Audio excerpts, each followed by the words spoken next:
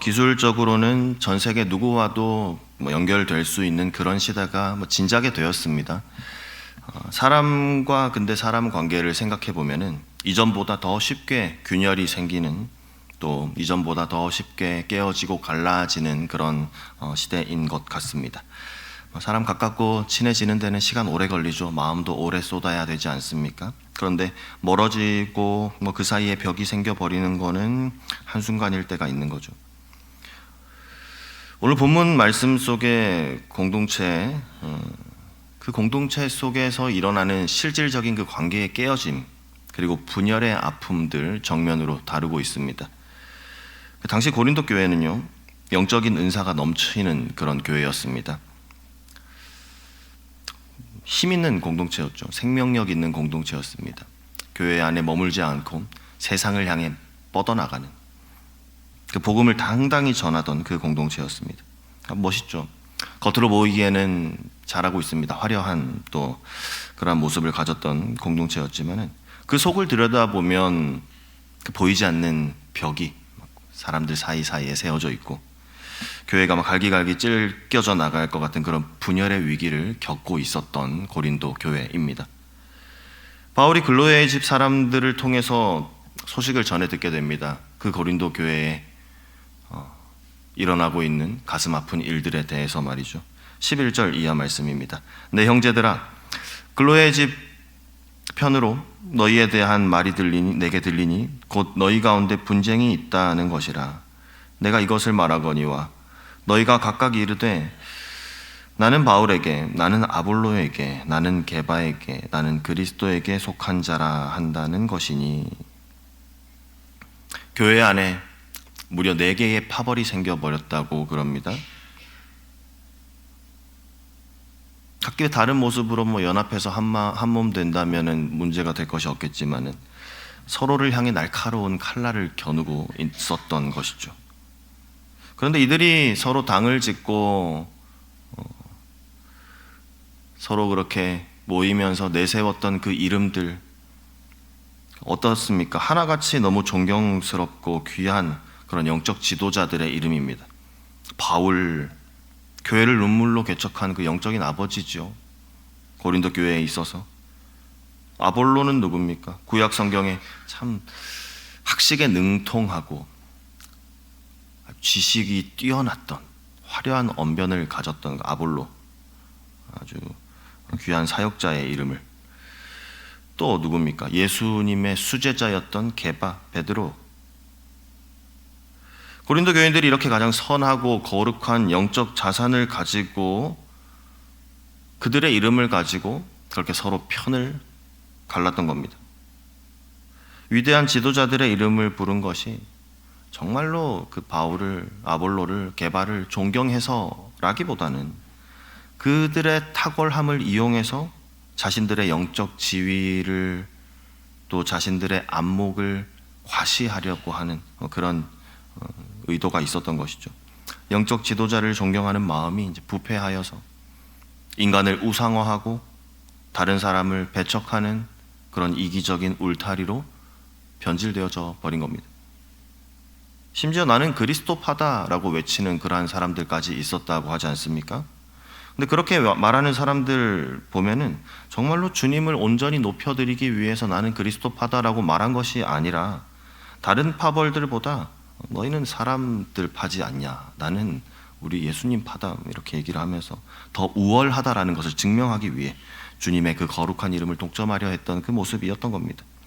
사도 바울이 자기가 복음을 전했던 그 사랑하는 고린도 공동체, 그리스도의 이름이 아닌 사람들의 이름들로 인해서 찢어지고 있다는 그 사실, 얼마나 가슴 아팠겠습니까?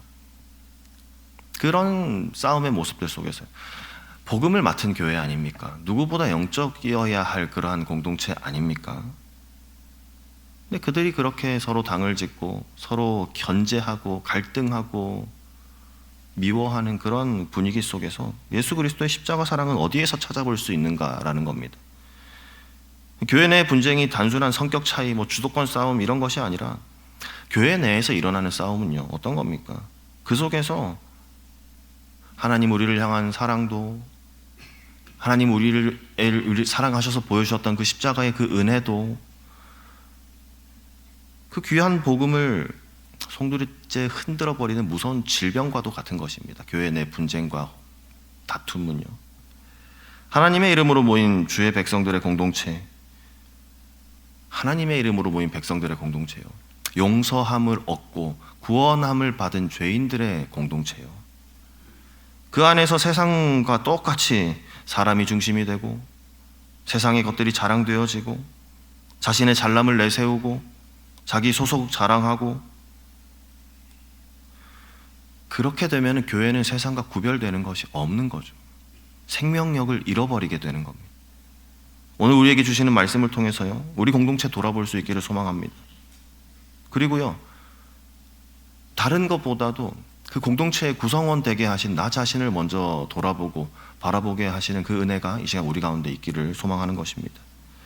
고린도 교회를 향한 바울의 눈물 젖은 권면을 통해서 우리 삶에 깨어진 그 틈을 메우고 다시금 십자가 아래에서 온전히 회복되고 하나 되는 그 은혜를 허락해 주시기를, 그 하늘의 지혜를 발견하게 해 주실 줄 믿습니다. 공동체 안에서 갈등과 분열이 일어날 때 그 시작은요, 되게 거창한 것이 아닙니다. 아주 미세하고 작은 부분, 우리의 시선이 주님께로 향하지 못하고 주님께로 고정되지 못한 채로 흩어지기 시작할 때 그 미세한 균열이, 틈이 생겨나기 시작합니다. 그 균열에 싹이 트는 것이죠.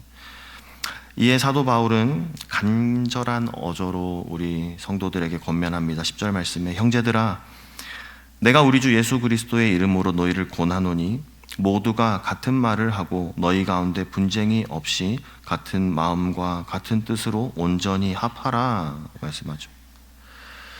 바울이 하나되라 말합니다. 근데 이 하나됨은요, 모두가 똑같아져라, 획일화되라, 이거 얘기하는 것이 아닙니다.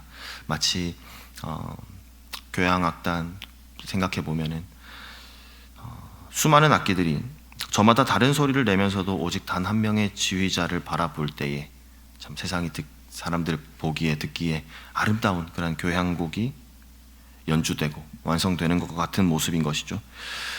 우리의 영원한 지휘자 되시는 예수 그리스도의 뜻에 우리의 온 마음을 맞출 때 우리 교회는 참 다양성을 해치지 않으면서도 가장 완벽한 일치를 이룰 수 있게 될 것입니다. 한 분 되신 예수 그리스도 바라볼 때요. 상대방이 거친 말을 나에게 던질 때, 또 나를 증명하고 싶은 그런 내 자존심, 돌과 돌이 마주치면요, 부싯돌같이 그렇게 마주쳐버리면은 그 갈등을 불태워버린 불꽃이 튀어 일어나 버리지 않습니까? 주님의 십자가 앞에서 내 감정을 쏟아놓고 내가 먼저 죽어질 때 성령님께서는 억울했던 내 마음을 녹이시고 그 관계를 회복할 수 있는 그 용기 부어주실 줄 믿습니다. 17절 말씀 같이 보겠습니다. 그리스도께서 나를 보내심은 세례를 베풀게 하려 하심이 아니요 오직 복음을 전하게 하려 하심이로되 말의 지혜로 하지 않음은 그리스도의 십자가가 헛되지 않게 하려 함이라. 세상의 눈으로 보면은 힘을 과시하고 논리적으로 설득하는 것이 지혜 같아 보입니다. 하지만 바울은요, 복음의 본질에 대해서 복음의 본질은 이런 거다라고 선언합니다. 당시 고린도 사회, 말 잘해야 살아남을 수 있었던 사회라고 이야기하면 이해하기 쉽겠습니다. 화려하고 매끄러운 웅변술, 그런 말의 지혜에 열광했던 도시가 또 고린도였습니다. 교회도 이 사조를 쫓아갔죠. 근데 사람들의 그 세련된 논리, 그 능력이 돋보이게 하는 그 언변, 그런 것들이 역설적으로 구원의 능력을 담은 그리스도의 십자가가 헛되게 되는 그러한 일이 발생하더라는 거죠. 예수 그리스도의 십자가는 우리가 어떤 단어를 사용하고 어떤 어휘들을 사용해서 이렇게 전달한들, 예수 그리스도의 십자가는 세상의 화려한 수사학으로 또 그 언어들로 담아낼 수 없는 하나님의 그 하나님의 역설적 지혜인 겁니다. 우리 예수님은 어떠셨습니까? 힘으로 세상을 굴복시키신 것도 아니고 스스로 낮아지시고 그렇게 죽으시고 승리를 완성하신 우리 예수님 아니십니까? 세상은 끊임없이 우리에게 이야기합니다. 우리를 증명해야 된다. 또 우리가 서로 모여서 파벌을 만들고 힘을 갖추어야 그래야 살아남는다. 라인 잘 타야 된다. 내 곁에 힘 있는 사람 둬야 된다. 그래야 살아남는다. 세상은 우리에게 이야기하죠. 그렇게 속삭이죠. 너도 그렇게 해라. 너도 그렇게 너를 힘을 가지고 증명해라. 이야기하지만 십자가의 복음은요, 예수 그리스도께서 너를 위해서 전부를 주셨으니 너도 이제 그 안에서 낮아지고 겸손한 마음으로 섬기라. 그렇게 말씀하시는 거죠. 내가 똑똑하다 주장하는 그러한 종교적인 지혜, 그 십자가, 또 내가 자랑하려는 그러한 모든 것들 다 십자가 앞에 내려놓을 때, 그때 우리가 그 이름 안에서 연합되고 우리가 지켜 세웠던 그러한 깃발들, 그러한 것들이 꺾여지게 되는 줄 믿습니다. 내 모든 것을 내려놓고 주님만 바라보며 주님 앞에 모일 때, 그 말씀 앞에 순종할 때, 내가 어떠함으로 인해서가 아닌 우리 주님으로 인한 그러한 참된 능력이 우리의 능력 되게 하실 줄 믿습니다. 자, 분열과 갈등의 비극, 내 삶의 중심으로 계셔야 할 예수 그리스도를 밀어내게 됩니다. 우리 교회 안에서 그런 일이 있어서는 안 되겠습니다. 그 자리에 우리의 자랑거리들 들어오기 시작할 때, 나누어지는 것들이 예수 그리스도 은혜, 사랑, 복음 이런 것이 아니라 세상의 자랑들, 세상에 부러워할 만한 그런 것들 교회 안에서 나눠지기 시작할 때 어김없이 찾아온다는 것이죠. 그 분열의 갈등이요, 그 틈의 씨앗이요. 우리가 기억해야 할 것은 우리가 우리의 영적 지혜와 소속을 증명하려고 하는 그 순간이, 또 우리의 것들을 드러내려고 하는 그 순간이 십자가를 정면으로 무효화하는 그러한 세상적인 전쟁을 치르는 일이다라는 겁니다. 우리 신앙 속에서 예수 그리스도의 그 은혜가, 십자가의 사랑이 무효화되게끔 하는 그 일에 동참하지 않는 우리가 되기를 소망합니다. 사도 바울, 이 아픈 상처를 치료하기 위해서 적절한 타협안을 제시하지 않습니다. 오히려 인간의 자랑은 헛된 것으로 만드시는 예수 그리스도의 십자가를 선포합니다. 정면으로 돌파하는 겁니다. 오늘 우리에게 주신 이 하루의 삶을요, 이 귀하고 소중한 시간을 우리가 시작하면서 이 말씀을 통해서 우리 결단할 수 있으면 좋겠습니다. 우리를 위해 지신 예수 그리스도의 그 십자가 사랑 앞에 하나님, 내려놓겠습니다. 내가 쥐고 있던 세속적인 이름표들, 예수 그리스도 이외에 내가 자랑하고 싶은 그런 마음이 드는 모든 것들을 내려놓겠습니다. 우리가 결단하면서 우리가 그렇게 오직 주님의 거대한 은혜 바다에 온전히 잠길 때 내 안에 그 거친 언어도, 이기적인 판단도 그냥 주님 안에 우리의 몸을 그대로 푹 담궈버릴 때 나의 모든 것은 힘을 잃고 다 녹아져 내릴 것입니다.